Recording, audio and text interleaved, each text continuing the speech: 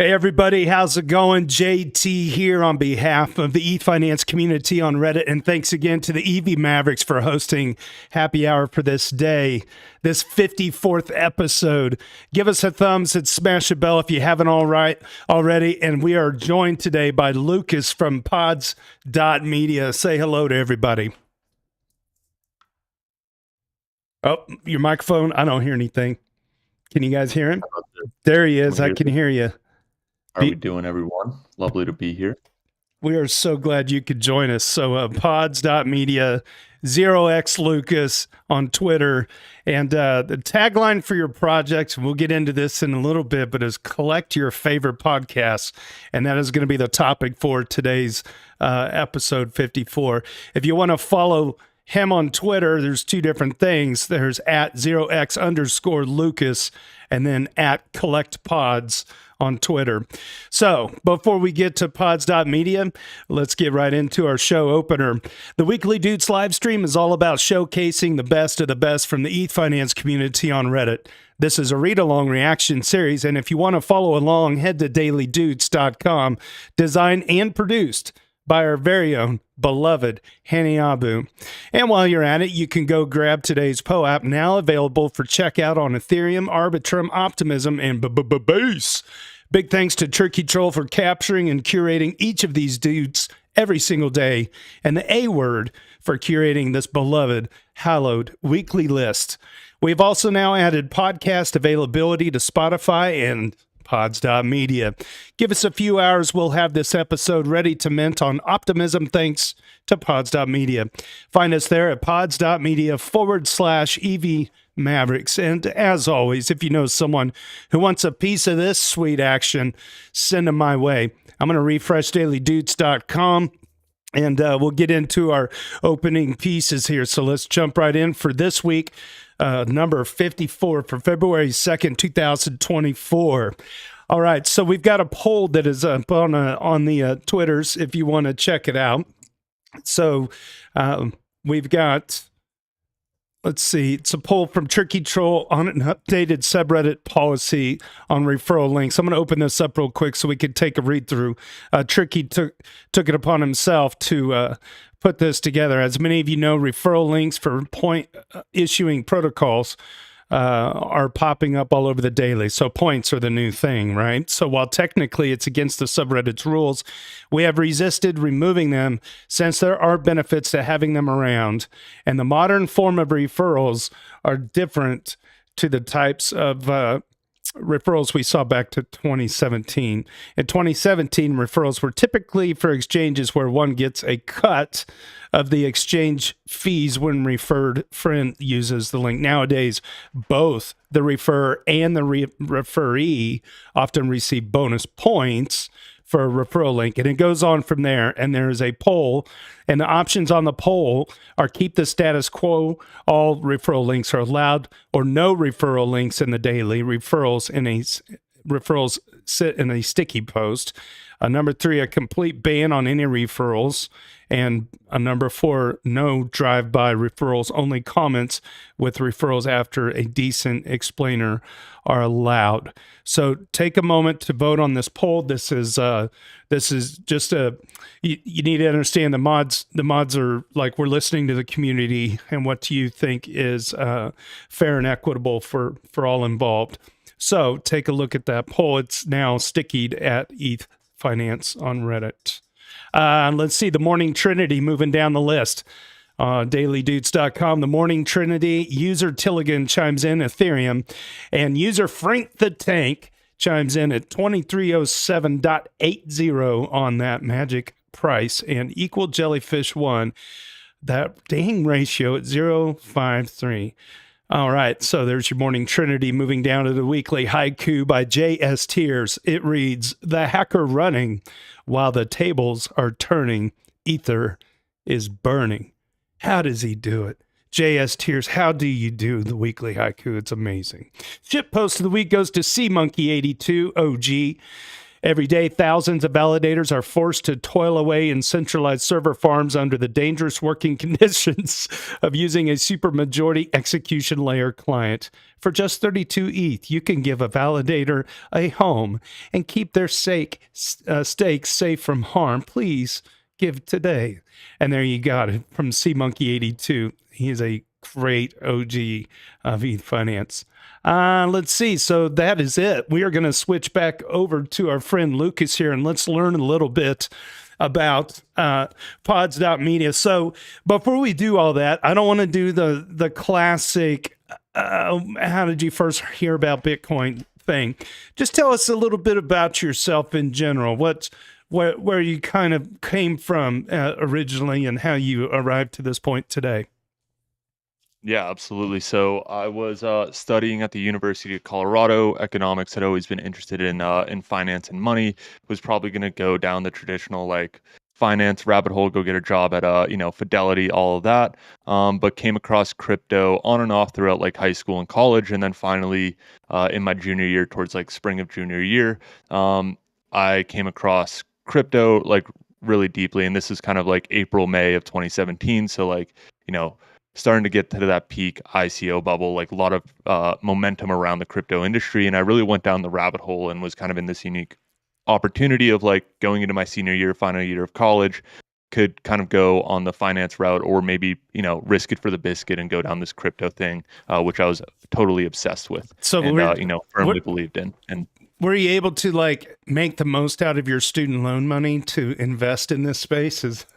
No, it was actually a blessing. I actually had no money at the time, and I had actually lost most of it like trading options. So I was dead broke summer of junior year going into my senior year, and I just spent the whole summer just not buying it, but just learning about it intensely. And I think that was like such a big thing for me, because I didn't get caught up in like just buying ETH and like watching the number go up and down. Like I couldn't do that. I just had to like learn about it on a deeper level. And I think that was at the time it was really painful to see ETH going up and not really have any money in it. But at the same time, it was very much a blessing and just allowing me to go deep into the technology without like worrying about price and stuff. So that's important. You were in it for the tech before you had any money to lose, right? You didn't get in it for the tech when the chips were down. You were in it from the get-go. Right. That's inspiring, man.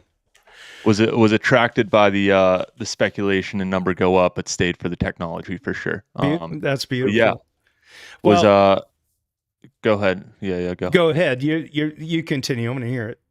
No, I was headed into senior year, decided to really jump full time into this, start contributing where I could, join the CU blockchain club. That's where I met my good friend Cooper Turley, Koopa Troopa on Twitter, if you might know him. Oh, okay. And we started our crypto careers together, kind of doing consulting for like little ICO projects that never got off the ground, and then really found our niche in writing about DeFi in about 2018, 2019, and covering that space pretty intimately as like the Uniswaps and the makers and the balancers and liquidity mining and all of this stuff was coming out in DeFi summer, and we were really just focused on educating and writing about it and covering the space as best as we could. And that's definitely where I got a lot of my my chops in the industry. And from there, was offered in June 2020 to come join Bankless as the employee number one. And I worked with Ryan and David for about 3 years, where I spearheaded the newsletter and grew it to 250,000 subscribers. Oh man, okay, you're that Lucas. Okay, so yeah, we're that Lucas. That is awesome. I saw that it said formerly of Bankless, so you're no longer with Bankless. You've spun out on your own now. Yeah. So while I was at Bankless, I tried to convince Ryan and David for a long time that they should be publishing all of their content on chain. We can actually leverage this technology to rethink the media business model, and we don't have to just fall down the normal Web 2 kind of route of just, advertisements, paid subscriptions. We can try and use this technology to rethink that business model a little bit. And publishing content on chain was like one of the big things that I was a proponent of, and finally got them on board. And we released this about 20 episodes under Bankless Collectibles, where we released 20 episodes of the Bankless podcast as NFTs on chain, and they did pretty well. overall. And that was kind of at the 3-year-ish mark. And I decided to take a step back and generalize the tech stack that I had duct taped together for Bankless and bring it to everyone else. So that was the birth of Pods. About a year ago was kind of when we were ideating it and just like specking stuff out. But I've been full time on Pods since about end of May, so about 6-7 months now. Okay. Yeah. That leads us into Pods. Okay. Okay. So tell me again, when you cut away from Bankless, did you say 2022 or 21? About 7 months ago. Oh, so, okay. Now I have to ask, were you in Austin for the permissionless, and did you get the barbecue? I was at the house. Were you the barbecue? Yeah. Were you barbecuing? Yes. Okay, that was delicious. Yes, I was there. That's super funny. Small world. Holy shit. So you're in the same photo. There's a photo. God, I wish I had it on me. I came running in at the last second. Oh, you hopped over the pool. Hey man, nobody goes hungry when I'm cooking, dude. I did. I think they had 100 people there, and I think I smoked something like 9 or 10 pork butts. That was delicious. And there were people taking like bags of it back to their Airbnb. I tried to walk out with some, but yeah. Oh man, that makes me smile. That makes my day. Are you going to eat Denver? Yeah, going to eat Denver. There might be barbecue at Owaki's church. Fantastic. Oh, Owaki has a church this year? Well, I call it the Church of Owaki. It's actually an Airbnb that was used to be a church. yeah. That is like the legendary Eat Denver spot. And is it? I usually feel like Owaki and them, or like Gitcoin people, public goods people always have it, or like Austin Griffith, that crew. Did you get barbecue at that church last year? I did not. I cooked that one too. I'll be there. I'll be there again. It's kind of up in the air what day and how many. I don't want to keep talking about, but I do want to say there might be more than one opportunity during that week. I'm kind of trying to find like a second home on possibly Saturday. But anyway, I want to get back to, okay, so I had a question that was like, what was your inspiration? Well, you built the inspiration for Bankless. So you took everything you learned from Bankless. You produced Pods.Media. Do you have any other team members helping you with this, or are you a one-man band? So I'm the only non-technical person on the team. I'm joined with Drew Fisher and Dan Simmons, as well as a part-time engineer, Eric Nelson. And they are spearheading the engineering side of stuff. And I pretty much do anything else that I can that's not writing code. So, just trying to build a team of elite engineers around me, and I'll try and just handle everything else. And hopefully that allows us to ship as quickly as possible. Yeah, if you're just joining us, this is Lucas from Pods.Media, and I'm actually showing on my second screen on Discord here. Let's see, I got a way to do this too. All right. So if somebody wants to get started here, I've kind of gone through the process, but I want to hear it in your words. Like if they go to Pods.Media and they want to get onboarded, where do they begin, and how best to achieve that goal? Yeah, so we have a creator form at the bottom in the footer where you can fill out a quick type form to become a creator. But for anyone that is just listening to this and interested in like collecting podcasts, we can talk a little bit about why creators should be doing it and why you should be collecting it. Let's do it. But you can just go to Pods.Media. We have about 16, I think maybe 18 now podcasts live publishing on chain. You can go and listen to them. You can go and support them by minting the episodes. But yeah. So we are live right now in a private beta, actively onboarding podcasts, including this one. JT, if someone's coming through on like another channel, it's not coming through on the Discord. I think he dropped out of this channel. I dropped out? You can't hear me? I think our guests. Oh, Lucas, unmute Lucas. There I am so sorry. My apologies on that one. That's okay. I think I unmuted on Zoom. Oh, okay. So let's go back to Logri. Where did it drop off? I'm sorry. He never began. You said, how did you get on board to Pods.Media? We will run it back. There we go. So we can talk a little bit about why you should be collecting and why you should be minting this stuff. But to get onboarded right now, you can go to the footer. There's a Become a Creator if you have a podcast. But if you're just listening to one like this, you can go and collect and support it. We actively are onboarding new podcasts, including this one. And I think right now we're about to hit about 20 podcasts on chain, probably close to 100 episodes, closing into 100 episodes on chain right now. But yeah, I'll pause there in terms of onboarding into it. We're in a private beta right now, and maybe we can talk a little bit about why you should be doing this. Yeah, sure. Yeah, so I think that there's two perspectives here. There's one on the creator side, and then there's the second on the collector side. So for someone like this podcast, EVMavericks or EVMavericks,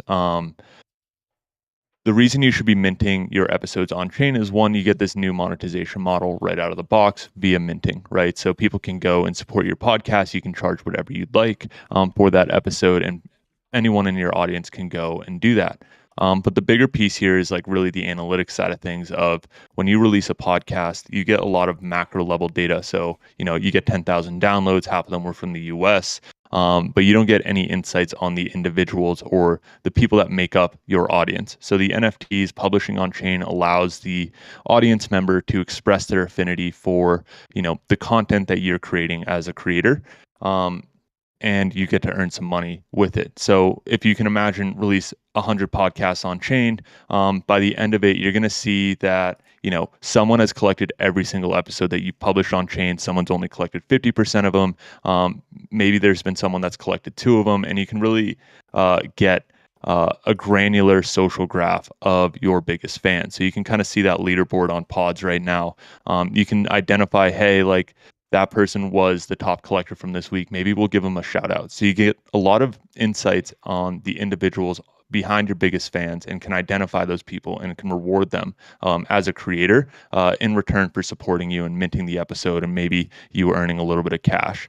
And this is really powerful because you don't have to build up an audience size of 10,000 plus to get a sponsor to pay, to make a sustainable living. You can just start publishing on chain with a handful of people that really support your work. Maybe you make 50, $100, per episode, but that's like a sustainable side gig for the long tail of people that are creating podcasts as a side thing, or any sort of content, right? So this model really extrapolates to any sort of media that you want, and we're just focusing on podcasts at Pods. But I'll pause there. No, that was something that kind of struck me as a very interesting, an interesting dynamic with this is that you could just make your podcast minting like really cheap, and then people have the opportunity to mint 10 of them. And then, like you said, the dynamic is that then you have a leaderboard situation. This is pretty neat. You don't see that. I mean, you don't see that very often. And it allows direct to creator interaction. Your audience is directly supporting you. You can not have advertisers if you want to make it as clean as possible. So that's I dig it. And I found out about you because I was editing. I still am the editor for the Green Pill podcast. Which I coincidentally used to be Bankless, did his podcast, but now I'm doing it. And then the dynamic is that they've added Pods.Media. I'm like, what is Pods.Media? And I went into it. I was like, we should be doing that because I can, on every episode, I got to get the multi-sig address. For instance, EVMavericks. If we're doing the podcast and it celebrates our community and we want the generation of the NFT to go back to the multi-sig for the EVMavericks, that's kind of the ideal thing. That way EVMavericks can decide what they want to do with the money, if they want to put it towards public goods, or if they want to buy me a coffee and A-Word a coffee and Tricky Troll or whoever's helping to produce this every single week. There's options there, So that was the other thing I liked about it, is that the revenue distribution can go to multiple addresses and distributed, conveniently without any middleman other than like the person that actually, like I produce the final MP3 file. I put it up on Pods.Media. I fill in a description, and then I can paste in as many addresses, or at least a few addresses that are whitelisted to receive the funding from it. So let's peel open the door a little bit. What makes this run? How does it work under the hood? Yeah, so these are powered by a fork of Zora 1155 contracts. So one of the things that we learned at when we were doing this at Bankless, we were doing these under a 721 contract. So if you think about that, if you're a podcast creator releasing once a week, at the end of the year, you're going to have 52 separate Ethereum 721 contracts, and that starts to become a little bit of a nightmare to manage as a creator. So we have boiled it down to not from 721s, but 1155s, where there's a single contract that acts as your podcast feed. And then you can publish episodes to that contract. So all of the episodes live under one contract. It becomes a lot easier to manage as a creator. It becomes a lot easier to reward your collectors. You can do a lot of unique benefits like burn to redeem. So like one, crazy pie in the sky idea that I wanted to implement at Bankless was like, if you collect 100 episodes of the Bankless episodes, you can burn and redeem it for a lifetime membership Wow. at Bankless HQ. I don't know if they're ever going to implement it, but it's like a core thesis of like, um, you know, I collect and engage with your content, and if I do it enough, I'll get rewarded with something at the end, right? And that's really the framework that we're interested in.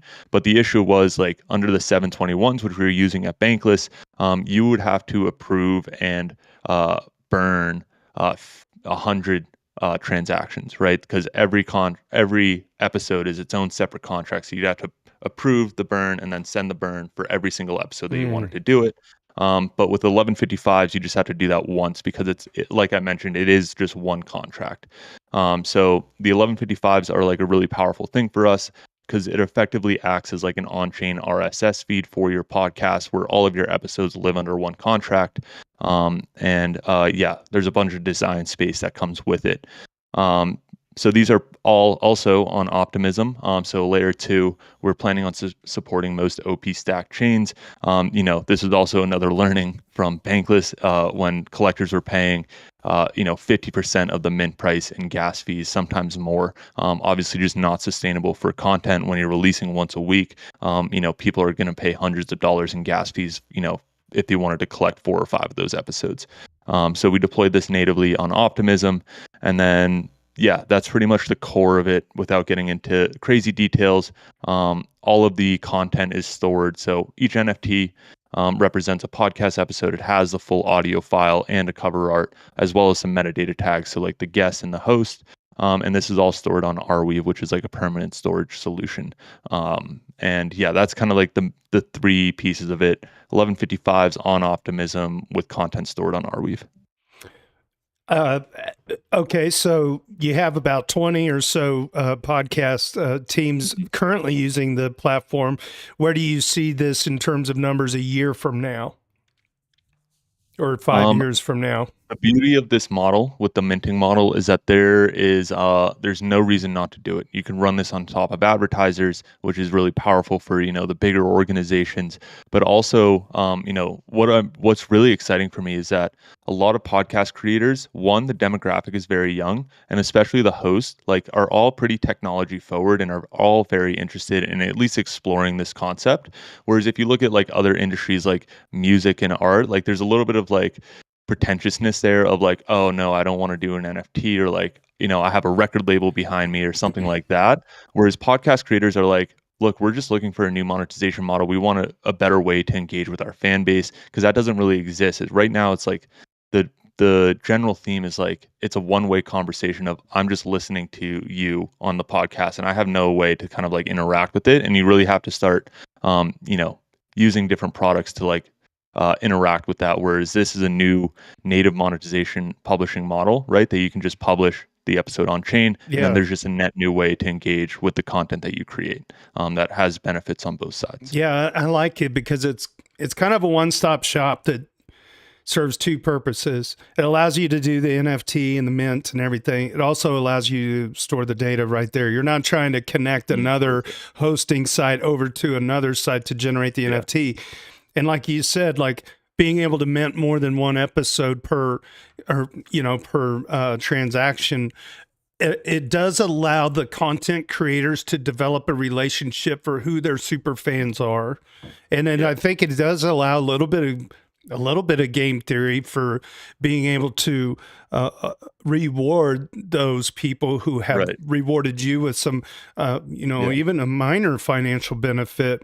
You Yeah. never know. Like I could see big podcasters saying, well, stream data from iHeartRadio, stream data from Spotify or whatever, that doesn't tell the creator how many times, Sally in Yeah. Westchester, Ohio has listened to each of the individual Or streams. you have no way to express that this podcast episode changed my life and changed my thinking, and you have no way to like show that. Like you just like, okay, sweet, that was a great podcast episode. Maybe I'll share it. But now you can really let the creator know, be like, here's $500. I minted 50 episodes of this one. I'm now the top person on the leaderboard. This is a life-changing episode. Maybe, on Pods you can integrate like some comments and stuff. So when you mint, you can comment or join a discussion. So we have a bunch of like stuff like that we can also do. What's also really powerful from the creator side is that, with us focusing just on podcasts, we can be very vertical specific in the sense of we can be the first platform here where the creator actually owns the RSS feed, because we're just building an RSS feed out of the Ethereum contracts that you own. So this is the first time really where you own 100% of your RSS feed, whereas like existing kind of standards are like, the Buzzsprouts, the Podbeans, the Libsyns really own your RSS feed and they can deplatform you pretty easily. But with by publishing on chain, you're building this like self-sovereign RSS feed that you own. And I think from a creator perspective, maybe that's like underrealized, but it's also like very powerful when you zoom out and understand like the industry on a broader scale. And the other thing, I think the Mavericks would agree is we're always looking for genuinely good tools to start using now. We keep talking about, well, this is going to be the future. It's like, well, then put your money where your mouth is and embrace, these protocols that are and projects that are actually, producing use and value. POAP comes to mind. I mean, we issue a POAP for this. As soon as I found out that Greenpill was minting the podcast on chain, I'm like, we should be doing that too. Try to find these tools and get you and the developers engaged in the fact that, there is a large measure of people that just want to do stuff with the blockchain. And this is a perfect opportunity. And the cost of entry is negligible. Like, what is it? Okay, so let's go this route. What is the average price for like a person to, I know it probably fluctuates with the market, but what is the cost to produce an episode? And then like the creator gets to make the price. What is your fee for all the ones minted? That would be probably two questions that it's kind of answered at once. Yeah. So the platform fee is about $1.50. I think the typical price range that creators are pricing at is around that like $2, $3 to $5, maybe less than $10. We definitely try and keep it single digits. But we've definitely also seen some of the more premium podcasts like try and price higher at the like $20 per episode and really make it like a collectible. So yeah, I would say typically between the $3 to $20, $3 to $5 range is where I would say 90% of the podcasts are. The last 10% might be pricing a little higher.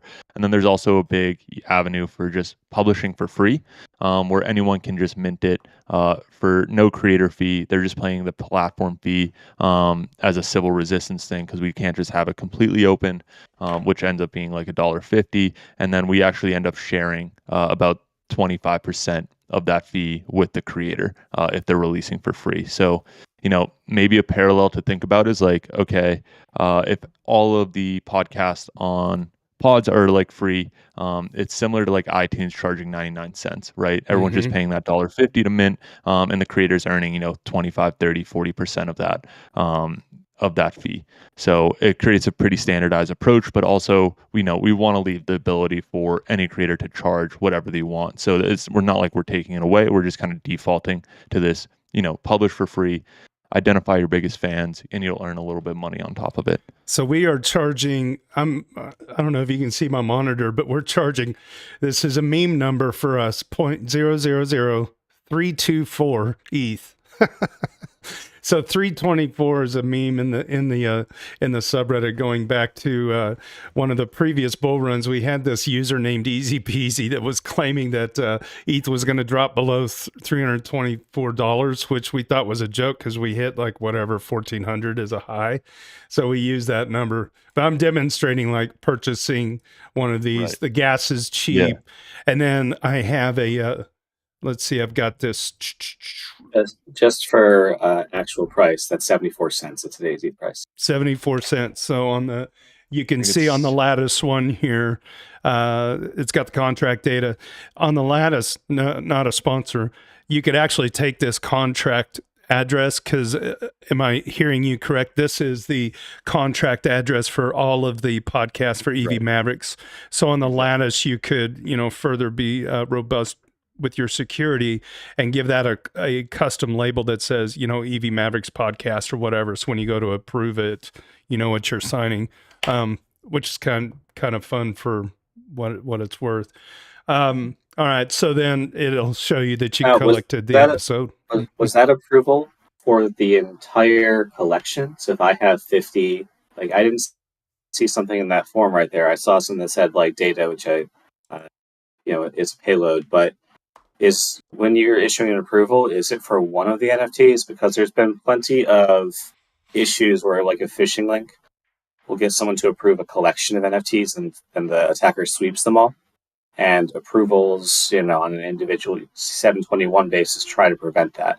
So when you move to the 1155 contract basis, do you lose the security of individual approvals, or is it still possible to do individual approvals? That is a great question. I think right now we just default to, there's really not an approval because you're not sending anything besides ETH, and you're just minting the podcast. So we're not like, the contract's not like approving at any point to send the NFTs anywhere, right? So you're not approving movement of the NFTs from your wallet. You're really just minting it. But I think technically if you were to you can sell it at some point, right? Yeah, assuming if you were to sell it, then it is going to be like whatever OpenSea defaults there, which I think for an 1155 might be all token IDs. Okay. I wanted to ask you, and then that was, by the way, Lucas, that was Logri the Bard. He actually, he has another question I wrote down and I put it in our forum. It says he would like to know some of the thoughts on using Airweave compared to the coming data availability layers. Would they be willing to swap to something, they meaning Pods.Media, to EigenDA, which is more Ethereum aligned? Yeah, that's a interesting. Yeah, so data availability is not data storage. Data availability is like reaching the consensus that many participants were able to download that specific data and then they can throw it away after. What Arweave is doing is like permanent storage. So it's like data storage and incentivizing people to hold on to that data forever. So there are definitely two different solutions. And I would definitely recommend listening to the new episode we just dropped by DeFi by Design, or the roll-up that's on Pods right now. It's an interview with Nick White, the founder of Celestia, and it dives really deep into data availability. But yeah, right now, the main choice for us on data storage is really between Arweave and IPFS, and then there's still some nuances or differences there. But Arweave as a whole seems to be the industry standard right now for most content being stored on chain. So Filecoin uses IPFS, right? And Arweave uses, correct, I guess, its own thing. Okay. Yeah. And how would you say that Pods.Media compares to what Blau is doing with Royale? Yeah. So Royale's focused on music and distributing royalties. So we're focused strictly on the collectible front of. We don't really feel like we need to assign hard financial incentives to this, whereas Royal is kind of taking a different approach with music. And I guess you could draw a parallel of you could tokenize these podcast catalogs and the revenue rights that comes with them, which would be more along the lines of Royal and like what they're doing, but on the podcasting front. But I would say as a whole, we're definitely taking more of a sound approach and just focusing on the collectability of this and the analytics side of things of being able to identify your biggest fans. And then, that speculation, that financial upside really comes from, look, if I can identify a creator early before they have an audience, and then that scale their podcast up or scale their music audience up by 10x, there's going to be some residual effect on the collector base that will drive that financial upside in a way. So that would be my approach on why we're focused on the collectible side of things. And then the hard financial incentives where you're distributing royalties or catalog revenue rights to NFT holders just comes with a lot of baggage around like legal side of stuff that, I'm based in the US and I'm not trying to deal with that right now. I'm not saying it's not impossible, but Blau has a ton of resources available at him to pay lawyers and all that stuff to iron it out. Whereas a collectible approach just comes with a lot more lightweight approach, legally speaking, and like on the risk side of things. Who at this point is your most popular podcast? In terms of like most minted, Invest in Music, which is Cooper's podcast, my friend from college. Funny enough, he's been minting and been like one of the earliest testers for us over the past 6 months, pretty much. He's published every single episode of his podcast on chain, starting last March when we were still on Ethereum mainnet. So yeah, Cooper's the most minted. I think the highest earner is like Alfalfa, which is a podcast kind of spun out of the Bankless community, actually. And they've earned, maybe $5-6 grand, in earnings, creator earnings. And they're a pretty small podcast. You get a couple hundred views per episode. So, those earnings are actually somewhat material for a smaller podcast that might get like less than 1,000 downloads per episode. Is it free to listen if you don't buy the Absolutely. NFT? Yeah. So it's free to listen. We generally think that making it free to listen and maximizing the distribution helps with the collectibles value, right? If you can have a podcast that gets 1 million views, but only 100 people can collect it, there's some sort of value there. So definitely maximizing distribution. We're all about that and encourage creators to do that. I like it. I like it a lot. Just that aspect right there is really key. It has me like kind of, I know that we would sacrifice. Okay, so we just started publishing. We literally got a Libsyn account and a Pods.Media account like the same 48 hours, like 2 weeks ago or whatever it was. And it's just kind of got me thinking, well, I'm getting all the same hosting privileges, and viewers of this can watch it for free if they want, and if they want to contribute they can, although we would be kind of sacrificing that broader umbrella by having Libsyn connected to Spotify and all that stuff. But in my world, like, who cares? Like, we're small. The people who are tuned in are already tuned into the community on Reddit. We kind of like march to the beat of our own drum. I'm almost kind of considering like not trying to manage 2 places at once, and you can only find us here. So that'll be a discussion that I'll have with the Daily Doots team. It's kind of something I've taken on my own anyway, and I've had some help from #Fuzzmaster, but it's kind of like, you know what? I think maybe we just kind of do things our way and stick to what's working, and that for us is working with Web3 technologies like this that really express our desire, and we don't give those other platforms an opportunity to monetize our data with their advertising or whatever potentially comes of it. I kind of like, I don't know, it's a discussion that I'll have to have with myself. Yeah. And I think like as a whole, it's like really interesting to start seeing minting as a new consumer behavior for content, right? As a new like super like for content. And we're definitely seeing that more and more across all verticals of media, especially like with Barcaster frames right now. We released our first frame yesterday and we just hit all-time highs on number of mints. Right. So having that distribution and that ease of access and just like brute forcing minting as a consumer behavior for media, I think is like really powerful right now, and is a trend that's only going up and to the right. Okay, so the other thing I was thinking about, and this is just from a user, when I go to Pods.Media, how cool it would be. And of course, this isn't what an idea guy says. An idea guy would say, wow, it'd be kind of cool. You could have like the most recently released podcast, the podcast that had the most mints today, like a kind of like a watch list that kind of populates in somewhat real time on the sidebar. Just some ideas.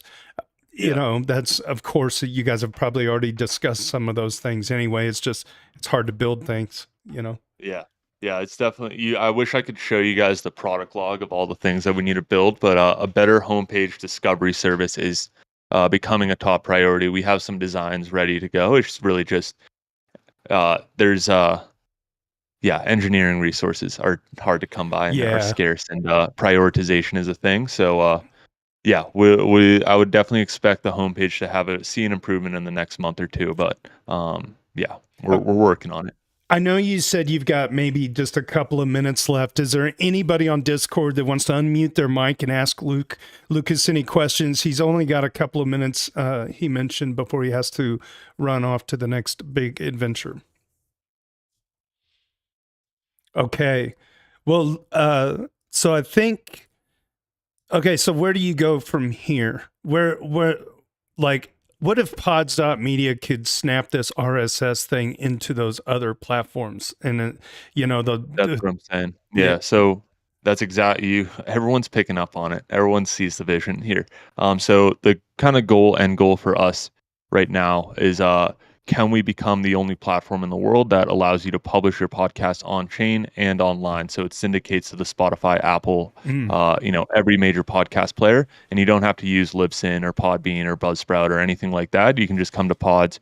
You get that same experience, but you also get that native monetization model, analytics model, engagement model that we talked about that comes with publishing on chain and minting, and along with the self-sovereign RSS feed, the permanent storage, all that kind of stuff that comes with it.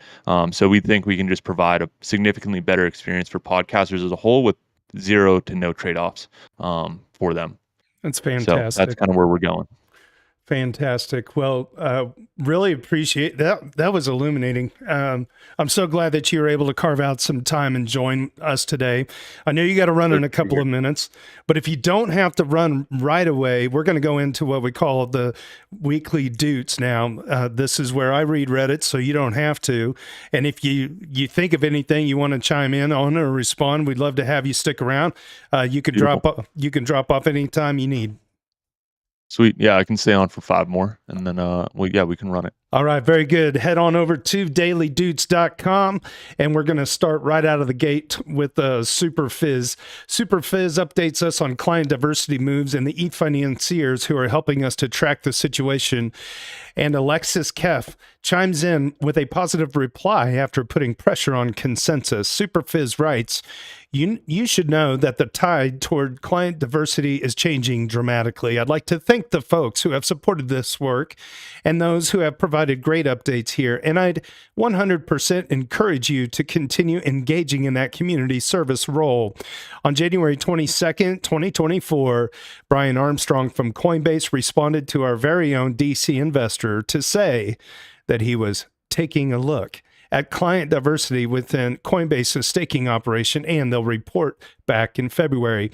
If they continue to suggest that other clients aren't mature enough, we'll wonder why Coinbase is utilizing open source software without contributing back to the code base, as would be expected. All nodes, P2P.org, and Anchor announced switching to minority clients within the past 24 hours.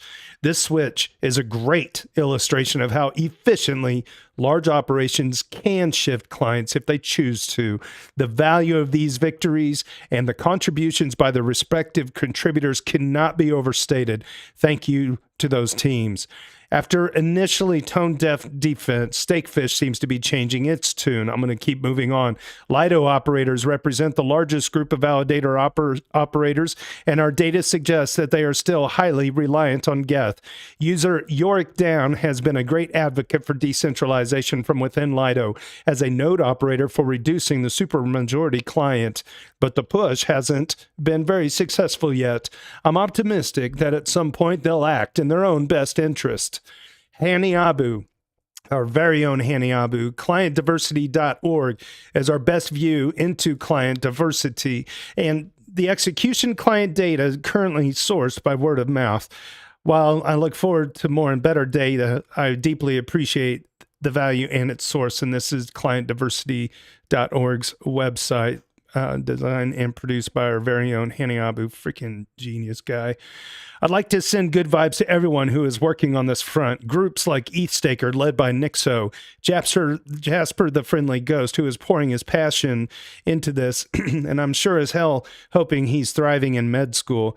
Anthony Sassano, who through the Daily Gway beats this drum continuously.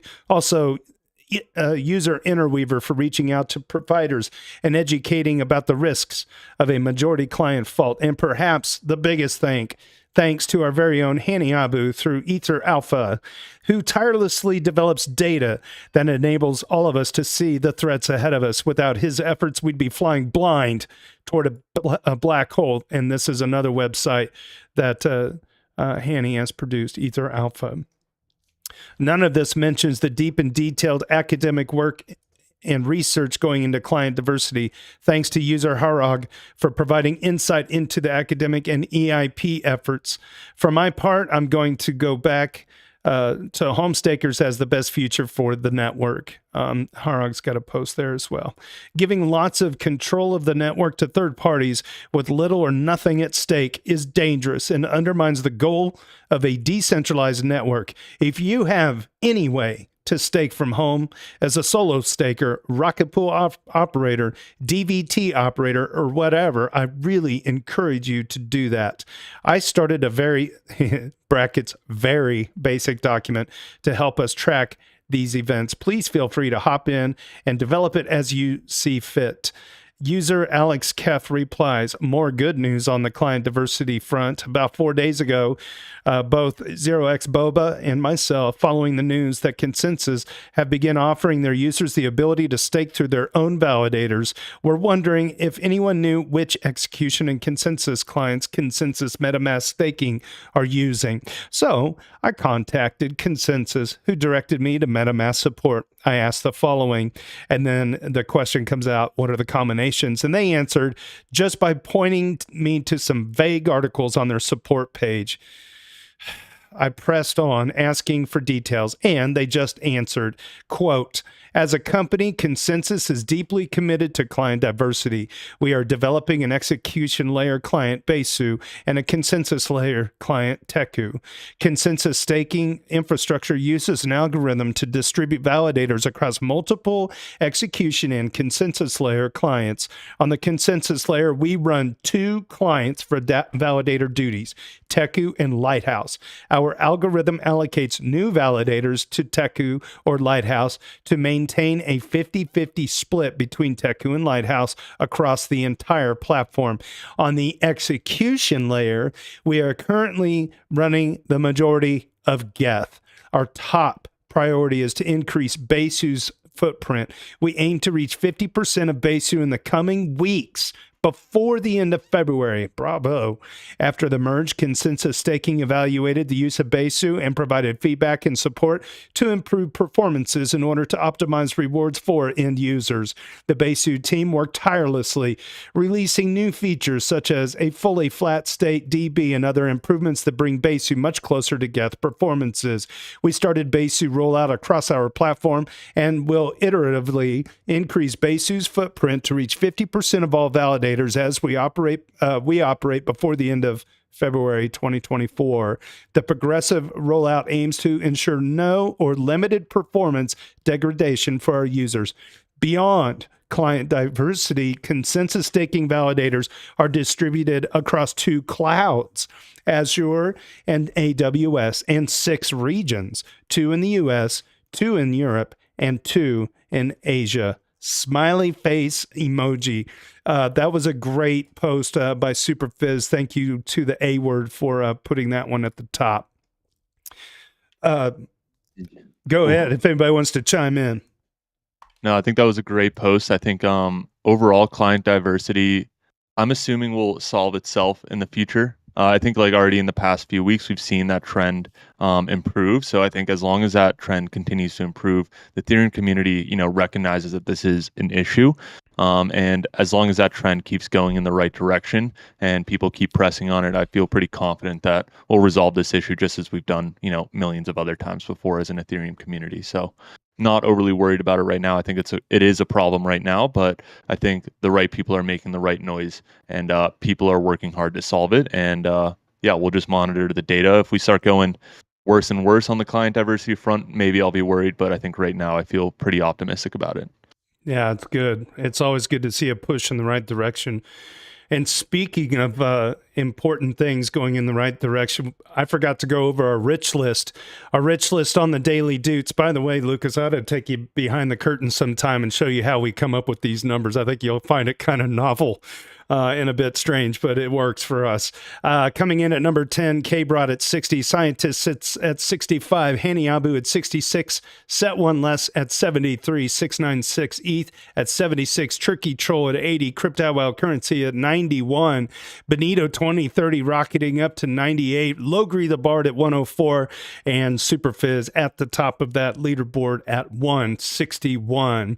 Moving down the list, Nixo reviews the Keystone hardware wallets, and Alexis Kef, once again, man, he's got double Weekly Doots, also chimes in with a review. Nixo says, I tried out the Keystone hardware wallet and wrote up some thoughts on it. Here she is on Twitter. I had more criticisms than praise and feel pretty lukewarm on it. Summary. Typo on the verification screen indicates a lack of attention to detail to me. Next bullet. I couldn't get the software update to work on web. I could have tried the SD card method, but then I would have had to go find my SD card converter thingy. And I couldn't be bothered. So instead of using Frame, which was what I would normally use, I just decided to try out Rabby. Next bullet, too much QR back and forth. Probably mobile wallet friendly, but when I'm using a desktop software wallet, it's an absolute pain in the butt that all the Keystone stuff is just QR codes. There's no way to scan a QR code with my computer when I'm trying to send some test money from my Coinbase account. The refresh rate feels janky. Scrolling isn't easy on the eyes. The screen is easily scratched, and there's not a clear point to start from on the screen. It basically defaults to a settings page where you can add more wallets and chains. I wish there were a dashboard type of screen where you could see all the existing wallets instead of having to click Ethereum first to see your Ethereum wallets. I guess maybe that's just me being an ETH maxi though. I'm likely not going to have any other chains to click on in the near future. I do like these things, she says. The constant haptic feedback. I think it's an optional setting. The size of the screen and the device itself is a good thing. It's a very clear signing page, and the biometric fingerprint to unlock and sign transactions is a nice touch. I kind of want to try the Hito wallet next. What I really want for is Grid Plus to make a smaller travel-friendly wallet. Yeah, it is a little bit big sitting on the desk, isn't it? And then Alexis Kef continues on. I actually saw your comment during Christmas, the one telling us you were going to try it, and bought one right there and then. I was actually meaning to ask you about your initial impression. Again, we're talking about the Keystone wallet. Personally, I have been more than happy with it, to the point where it has replaced my Ledger Play Money wallet. I too encountered an initial software upgrade problem, but everything worked at my second attempt. I see what you mean with the too much on the QR codes. However, that is how the device works. And on that note, I'll add that both scanning by the device of the laptop or QR and the blurred scanning by my laptop of the wallet QRs works flawlessly and super fast. I find myself going through transactions much faster than with my Ledger. I do agree with you on the start script point. It is quite confusing. I too initially wanted an anchor type of screen, possibly, as you said, with a clear list of my wallets. However, after reading more on the way the device works, I came across the article which explains the security provisions for multiple wallets. The device loads each wallet with a different seed phrase and PIN, and you can only have one wallet active. This is quite logical, as only you would know the number of wallets or seed phrases that are loaded but hidden. This wouldn't be possible with an anchor screen. And even if users did not care for all their wallets to be listed on that screen, they still need to input a different PIN each and every time they went back onto that screen and select a wallet. My screen has not been scratched so far, but I see your point. I'm very careful while using and storing it. I already ordered the pouch from their website. I do like the screen size, the clear signing, and most importantly, the biometrics. One other thing I have to add is that I got really, really confused when trying to connect it to my already Ledger connected MetaMask extension, as in super confused. So I downloaded Rabby, thank you Superfizz, and started fresh. Everything made sense right there. That is a big post by Nixo and Alexis Keff on the Keystone wallet. To me, if I'm wrong, correct me if I'm wrong. I think they're open source. Are they not? I don't know. Maybe they are. Okay, moving on. Good stuff. Keystone Wallet. PA7X1 clarifies that not all slashing is equal. Most people confuse the different penalties the protocol may apply because we tend to be a bit lazy with the penalties and call everything slashing. But there are different penalties. Slashing is just one of them and is almost impossible to trigger by a bug. And even when it happens, due to an operator mistake, it slashes for 1 ETH. So you can see it directly. Here's a very recent slashing, and there's a beacon chain link. This validator lost 1 ETH and a bit extra due to missed attestations but rounds to nothing and is exited. But if there had been a mass slashing affecting many people, then the correlation penalty and inactivity leak kicks in. That's what you can take you to a total loss of capital. So as I was thinking about it these days, I noticed that mixing all the penalties under slashing might be partly why we have a super majority issues. Nobody wants to lose money for something they don't have much control of. Much like people tend to fear traveling in airplanes more because the situation is out of your control. So losing your snack because of a bug you have no responsibility of is avoided, and everyone flocks to the client that is perceived safest.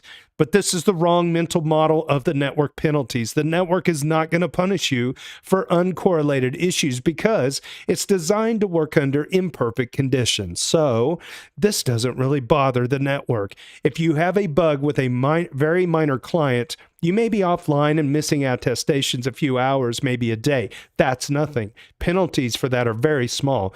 You would need to be 60% of the year offline to lose money for inactivity. That's how small those penalties are. A few hours here and there is not even something you can feel. But if it loses at least 1/3 of the validators, then the protocol gets pissed because it cannot fulfill its duties and then punishes, and can punish very heavily. The penalties here are the inactivity leak and the correlation penalty. This is what you should fear. So the TLDR of the story is that you shouldn't fear client bugs per se. You should fear having the same bug as many people. That's what triggers severe penalties. And the good news is that you have total control over it. You have the choice to not suffer significant loss of capital. It's entirely on you. Choose minority clients. That's a really well-articulated post. So thank you to PA7X1. I don't know if anybody wants to chime in on that. Very good. Oh my gosh. User Harry Gooch. What? User Harry Gooch made a website outlining the latest Ethereum roadmap. Hey all, after Vitalik's roadmap update, I took a stab at all the relevant information I knew of in one single place. Some of the sections remain WIP, work in progress, but I'm mostly happy with the layout, and there's a link to ethroadmap.com. Let's take a look at it. Let's see, not this one, not that one, not this one. This one, the Ethereum roadmap.com. Wow, it's pretty. It's got nice pastel colors going on here, and some dates, recent hard forks, upcoming hard forks. There's even timers here. Prog-Electra. Let's see, key organizations, and it's got all the different, it's got spinny tabs. This guy, websites. Henny Abu and him on a team up. I love it. Excellent. That's clean. Good job. The merge, the surge, the scourge, the verge, the purge, and the splurge. There you have that. I'm looking for feedback. Here it is. Or even contributors. Ding, ding, ding. To help make it better. I have thick skin, so feel free to let her rip. What's not here that you think would be useful? How would you like to see each section fleshed out more? And this is fantastic. Good on you. Thanks for sharing that. That is user Harry Gooch. Good catch, A-word. That's a nice post. Interweaver shares Rocket School needing... Oh, yeah. This is a public service announcement. I'll read what Interweaver wrote. Rocket School's needing some final touches before launch and shares a sneak peek and then shifts the focus onto the next hard fork. So, do you run Rocket Pool mini pools, or are you interested in learning how to do so? The EVMavericks have spent the past year and a half building Rocket School, a video course about Rocket Pool, and we need your help reviewing and testing. We desperately need you. I'm saying that from my own words. I would highly recommend anyone. I'm going to put so there's a link to eSticker. I'm getting ahead of myself. I'm going to go to it. So he's got, Interweaver's got this post here, and we're looking for people to help out on testing all of it. So it's going to be a website that's rocketschool.xyz or the Rocket School, something like that. So this actually just yesterday, I don't know if you can tell, but I have like a little bit of weight off my shoulders because I just put the 99% finishing touches on 24 videos. Each one, as far as I know, I don't think any of the videos are longer than 10 minutes. Most of them about 5 minutes. And then the website's going to have like the way you copy and paste the commands into the terminal, a brief description of what each step is, and then a video of yours truly at the top or embedded somehow. If you want to go step by step so we're trying to cover, I'm a teacher at heart, trying to cover all learners, visual, audio learners, and text-based learners. So we need people to go through the site. Hopefully you can start from a clean box and give us some feedback, or at least just watch the episodes and see what you think. They're kind of out of grant money at this point for me personally, but I'm hoping that if there's anything that needs to be walked back or redone, or because there's upgrades and to the protocol or whatever, I hope that we can continue with this educational curriculum. It's been a real big pride point for myself, not only that, but for the rest of the team members that have helped out. Juxtaposition or Juxta, Interweaver, Austin ST, Doubtstars has been in there a little bit, and myself. It's basically a 5-person team. And I probably include Logri the Bard over Doubtstar's shoulders at times, looking at what we're doing. It's going to be hopefully visually robust, and I hope people really like it. And we're trying to produce and ship a very quality product for the ecosystem to use in terms of it's kind of a public goods thing. And I'm hoping that we can get something live before ETH Denver. And anyway, so we need people to look at it. If you got a chance, that would be great. Highly recommend. Okay, and it moves on from there. Highly recommend anyone interested in Ethereum's upcoming upgrades to read Christine Kim's notes on this week's AC/DC call.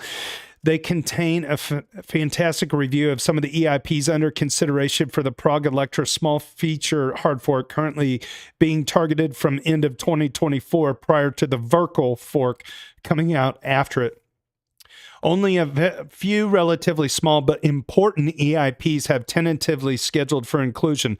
Some of the slightly larger ticket items are still under debate, mostly because client devs believe including them would push Prog-Electra into 2025. And there's a link here at dailydoots.com which points you to Galaxy Digital and the write-up that was published January 25th.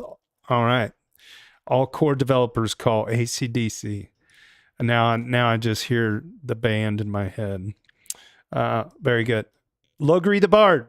Speaking of the devil, not really the devil. He's a small angel, actually. Logri the Bard shines a light on the darker side of this space. Ooh, oh boy. Number one, he says, he leads off, I usually think of the minimum requirements for a proof of work system as, here's number one, there is basically infinite work to do. We can't have the consensus of the chain halt because it's waiting for work to arrive. Number two, anyone can do work and submit a proof of that work for verification. If this was limited to known entities, they could form a cabal that halt or at least slow the chain at will. Number three, anyone can verify and validate how much work was done objectively, at least statistically. We have to be able to reach consensus on how much to reward each miner. Again, anonymity and open access prevents effective conspiracies. Number four, validation takes far less time than it took to do the work. A system that relies on massive redundant computation for consensus will have to compensate too much per unit work done to be economically effective in the long run. Looking at you, Bitcoin. It goes on from there. In my previous post, I talked about Ginseng, which swapped out useless hashing for useful model training. Oh, that's right. And the economic potential of such a solution. AI training just happens to be a task that meets all of these criteria. There is basically infinite demand for AI training. I can think of a few other tasks, such as protein folding, such as folding at home or private key cracking, but most computational tasks don't meet these criteria, even if some of those that do wouldn't have much economic value.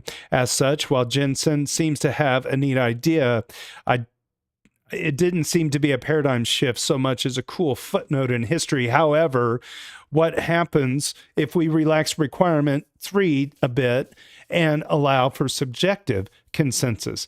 Quote, but Logri, what the hell is subjective consensus, end quote. I'm glad you asked, he says. Basically, it's groupthink for deciding on things with no objective answer. The most common example of this is every oracle you've ever known. Smart contracts can only refer to chain state. They can't see BTC price feeds on Kraken, for example. All data that is off-chain is subjective from the perspective of the chain. Consensus on that data is decided subjectively by oracles, but not all oracles work alike. Chainlink is optimized for a small number of data streams with high liveness. UMA is optimized for the long tail of queries with latency that can be measured in days. The interesting part about UMA, in my opinion, is they apply a commit reveal scheme and use stake to keep people honest. All participants submit their data in an encrypted way before a deadline, then submit the decryption keys for that data after the deadline when no answer can be changed. They do something like average the result, and people with answers too far from the mean lose some of their stake. The obvious shelling point for a submission is the truth. Expecting the average to be anything but that requires a conspiracy of submitters to distort the data. Unless you believe such a conspiracy exists, the rational answer is to submit is the truest one you can find. All you're really doing is measuring what you believe everyone else will believe. But in practice, this works well when there is an objective answer rather than something either unknown or disputed. You could imagine how this could be used for anything, such as, did Trump lose the 2020 election? I expect you'd get a very different answer if you shove that question through this system than if you polled the average U.S. voter. Honestly, I expect you'd get a better one. So what would happen if you applied something like UMA consensus to a proof of work blockchain? Addressing the points above in order. Number one, you would still need a stream of continuous work for miners to do. Either that work has to be submitted by validators or it needs to be self-evident to miners. Nothing here says the work has to actually be useful, just eventually verifiable. You still need permissionless mining, but if the work isn't self-evident, the network may need some type of sampling to throttle the participants, which means you need miner stake for Sybil resistance. Number three, validation would still be permissionless, but validators would definitely need stake for subjective consensus to function. And number four, this is basically unchanged, but I will note that that nothing says payouts in a blockchain that have to be immediate. Let me see. Okay, there's nothing that says that payouts have to be immediate. It's totally fine if people receive their payout a couple of days later. That said, you want consensus to happen continuously, so you probably want each participant running a program rather than manually voting. What types of tasks could you do now that you previously couldn't have? In order of least to highest villainy. Number one, miners provide depend resources like data availability. Validators validate using data sampling. Number two, miners receive a predictive price of the S&P 500 for the next day. Validators grade it retroactively. If this ever gets competitive, it will distort global markets as large players buy and sell to make their predictions come true.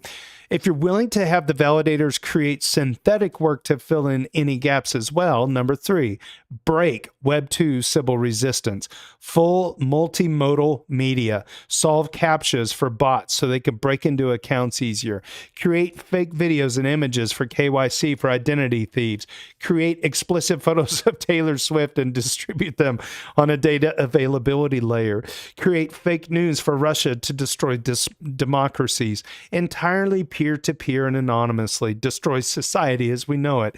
But Logri, who would create such an evil thing? Well, I'm glad you asked, he says. Before you say this is far-fetched and sounds terrible, this is in principle the concept of BitTensor. So this is happening today, and the payouts right now are about $25 million a day. Just your heads up that we're heading into hell. I know you like the darker stuff, Nixo, so here you go. What a banger, Logri. Holy cow. I understood some of those words. It sounds like you got some big brain going on over there. Yeah, so I spent last week looking into BitTensor with the team, and we got some viability results, and we're seeing how we can scale that a bit. But as I was going through there, I was just trying to explain what BitTensor is, because I think their explanation for it, like BitTensor's native explanation, sucks. They describe themselves as kind of like a marketplace for this type of like decentralized compute. But if it's a marketplace, you'd imagine there's someone paying the people doing the computation. That's not the case. The people that are submitting the jobs aren't the ones paying, which is really weird, right? There's nothing like a tip. There's no transaction fee or something. That all happens on the chain above the consensus layer. And I'm like, so it's not really a marketplace. So what is it? And the closest thing that came to mind was, well, it's just kind of like it's like a more useful proof of work, right? Which I'd already written about, and I tried to roll those together. I'll probably make a blog post if I can edit this, but this needs a lot of polish. Kind of takes I don't know. I was trying to think, where does this system go over time if they fix it? There's a lot of things wrong with it, but if they fix it, where does it go over time? And I couldn't think of many things that are good. Frankly, I think there's a lot of dangerous applications of AI, and now you're taking all the infrastructure and expertise of AI and democratizing that, which is kind of like taking a nuclear weapon and just democratizing that, right? And I think the majority of cases you're going to get are identity thieves are willing to pay for this service to help, have you help break CAPTCHAs they can get in off of a rainbow table of passwords and usernames they have, right? You're going to get things like fake media. You'll have fake blogs with fake videos linking and fake comments and a whole wiki of stuff linked together, and it'll all be made basically for free by participants, because this is, as I said, it's offload the cost from the job submitter onto the BitTensor inflation, right? So I don't know that you're going to find 28 million a day in buyers of BitTensor once the hype fades. They have to really, they have no sustainable end game for their tokenomics at all. And I have that directly from the developer's mouth. So that's not speculation. They literally do not have a end game for their inflation other than, well, it works like Bitcoin, right? 21 million, it's inflating at 7,200 tau a day. Okay. And, where are you going with that? At least Bitcoin has like tips to pay miners. They don't. So it's the system's a mess. The code needs a lot of polish. I even put together a prospectus doc saying all the things we could fix for them, like with the development team I was talking with. And so maybe we'll do some side work on that. But for the most part, it's just how do we get as many Tau and sell them as quickly as possible before this whole Ponzi collapses, right? And at $28 million a day, let's say you try and get 1% of that. Well, that sounds good. I can live on that, you know? But what the subnets are doing today, you've got things like predict the price of Bitcoin. You've got things like decentralized physical storage, like what you're doing for like host an IPFS file and serve it up to a validator. Like that stuff exists. There's a little bit of things for like your ChatGPT style text prompting, either output images or output answers, right? I'm not impressed by the subnets, and there's room for favoritism. There's room for cheating off of other people's homework, right? There's naughty things that you can do the system doesn't protect against because they don't have a commit reveal scheme like UMA has. There's a lot of problems in the design, but fundamentally, I think that useful proof of work is better than useless proof of work. And I think that that's probably not that cat's out of the bag. It's not something that's going to go away. You're going to see a bunch of variations on this theme, and hopefully BitTensor evolves into something that prevents the worst types of possible favoritism or nepotism that exists inside the network today, and prevent the certain types of cheating that exist on subnets today. So I think that in principle, the concept is good. In practice, they have a lot of work ahead of them. Well, thank you. Thank you for sharing it. What a time, huh? Amazing. All right. We're going to move on down, try to get this show wrapped up. Okay, Dragonfruit 1929 introduces one of the up-and-coming execution clients, Silkworm. Because of the recent push for client diversity, I've been researching a few of the alpha and pre-alpha execution layer clients in the works, and the Silkworm Ethereum client has me really excited. I'm always looking out for new and innovative projects that can push the technology forward. Silkworm aims to be the fastest Ethereum client while still maintaining high code quality and readability. That combination really appeals to me. The performance without sacrificing robustness or security. The fact that it builds on top of the well-regarded Geth and Aragon codebase, but uses a completely different programming language gives me confidence that the developers know what they're doing. I also like Silkworm's use of more modern C++ standards and the libmdbx database engine. Adopting C++20 features and leveraging a high-performance embedded database seems like a recipe for speed. I'm eager to try it out once testnet builds are available. The documentation around building and testing Silkworm locally is already pretty good. Overall, I think the team has laid out a compelling technical vision without Silkworm. If they can deliver on faster sync and execution times without reducing decentralization or security, it could be a big win for Ethereum. I'll be following the project closely as it develops. That's user OK Dragonfruit 1929. Thank you for sharing that. Cheeky Gorilla shares Tim Byko's. Is it Byko? I always screw this up. Tim, recent proposal. Tim published the Protocol Guild pledge yesterday. His quantitative framing for why projects built on Ethereum should donate 1% of their tokens to help onboard and retain Ethereum's unbelievably talented core protocol contributors. And then it's tim.mirror.xyz. There's a website or a link to the article. For those who prefer to watch and listen, there is a summary by Anthony Sassano available on YouTube. Tim's announcement was front-run by EtherFi, announcing they'll allocate 1% of their upcoming token to the guild. And there are a few other major projects who are waiting in the wings to make the same announcement. If you know of any projects that would like to host Protocol Guild for a community call or spaces, please feel free to DM me here or on Twitter or on Farcaster. That is user Cheeky Gorilla. Yeah, maybe I should see if I could get somebody on the podcast or somebody in the audience could help me line that up. That would be much appreciated. User Proof of Lake Proof of lake? I gotta see this. Share some thoughts on points. I want to see what their Duder score is. That is not that they've been duded 10 times. Proof of lake. I love it. In my opinion, points have been developing a bad rap mostly for nothing, though I will say there are two fairly different approaches and one is worse than the other. What about the good points? They let teams be explicit about the sorts of user behavior they want to drive adoption or growth. They allow teams to evolve and develop those goals in a way that supports real-time testing and feedback. So, for example, how will user behavior change if we tweak these variables and incentives? They give teams a chance to claw back or change these metrics quite rapidly if needed, something that is harder to do if a token incentive program is already live and running. They reduce Sybil airdrop farming because they generally relate to actual capital times time being put in, or at least to behaviors that are deemed desirable and useful by the protocol team.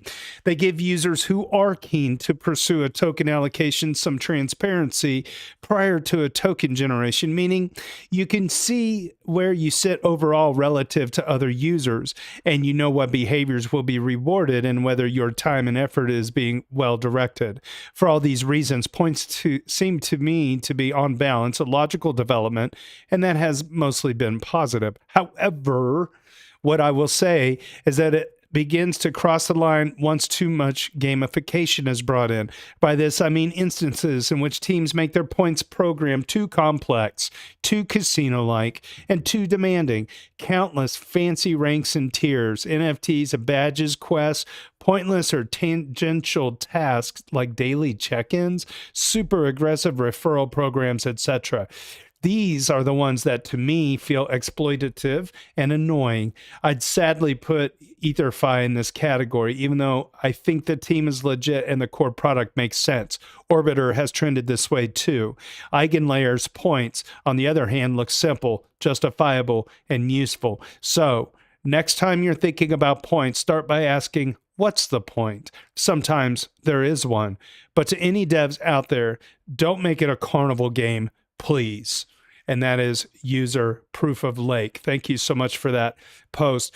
Just a couple of post tidbits here. I got to give a huge shout out to the user 12 Meatballs. 12 Meatballs, great name. He prepared the substitutes, we'll call them, one particular day when Tricky couldn't make it. Tricky had actually pinged me and asked if I could do it. I got completely sidetracked like the squirrel that I am and did not get the Doots done on this particular day. And 12 Meatballs stepped in and made his own like Doots list. And he was also using like emojis and stuff that we love to see every now and then. And Tricky Troll, thank you for always being on the front lines. But big shout out to 12 Meatballs for stepping up and making the unbroken chain of daily Doots and allowing us to get those scores calculated into that rich list. Also, I got to give credit to Users Being Video for the gem of suggesting the word substitutes. And I want to make a McDonald's name tag that says substituter on it. I think that would be pretty funny, and ship it to him. But I really feel like that, I mean, Tricky Troll's done this unbroken for almost 2 years or more. I mean, it's like, I don't know. There's hundreds upon hundreds, over 600 days or something. What a hero. He is. And I we've done this podcast now. We are over a year old, and A-Word's been along every step of the way doing the weekly, amassing all that. Several of you people sitting in this audience have been here week after week as well. It really does take an entire team of people to keep this going. So I'll just say this. Be the 12 meatballs of the sub. If you see something, do something. There's just times when it's just going to be impossible for Tricky to get to it, and I'm slammed with, everybody's busy. But if you see it and it's not getting done, like step up and be the substituter. I love it. Substituter. Uses Bing Video, man. You nailed that. That was such a funny, just a funny word. I want to put that on a McDonald's name tag. I think that's amazing. Okay, well, I don't know if anybody has anything they want to chime in on before we close out this week's show. All right, very good. Once again, give me a little bit of time, and I'll get this podcast ready to be minted at Pods.Media. Maybe we should do a little informal poll. Maybe we just lean into that platform full time and skip the paid, because I'm paying Libsyn to like host it and get it out on Spotify. I don't mind doing that, but it does put the podcast in two different places. It makes kind of twice the work. But anyway, good enough. So stick around after the live stream, because we continue the party in the hotel lobby on Discord for a bonus hour of popcorn. It's a fun place to let loose when the parents aren't watching on YouTube. Hi, Mom. On behalf of the Ethfinance of the EVMavericks DAO, my name is JT. Cheers and big hugs from Kansas City.